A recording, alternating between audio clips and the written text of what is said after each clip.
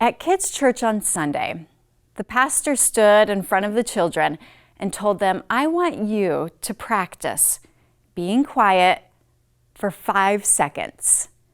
Quiet your bodies, quiet your minds for 5 whole seconds. This was the end of the worship service, and the 2, 3, 4, and 5-year-olds gathered had been very talkative and very disruptive during the entire service. As we sat there in those 5 seconds of silence, I began to think, as adults and teenagers, we even need to be reminded of this occasionally, to stop and quiet our bodies, quiet our minds for a few seconds, a few times throughout any given day. I don't mean to say that we can't be quiet for 5 seconds. We are conditioned as children to do this.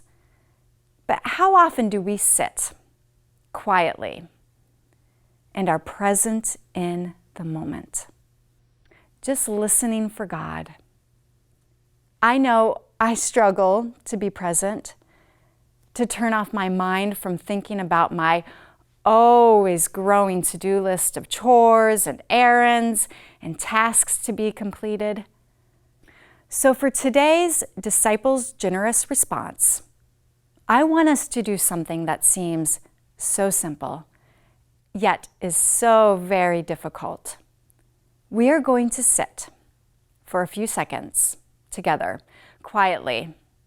And as you sit and listen for God, I want you to reflect on the word generosity. I want you to consider, how is God calling you to be generous? With your family and friends, your congregation, your community, country, and world. How is God calling you to be generous? God has blessed each and every one of us with unconditional love, and in return has called us to be generous with others. So how is God calling you to be generous?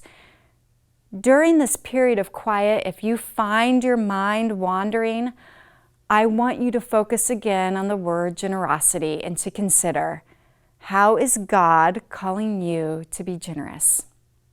Let us begin.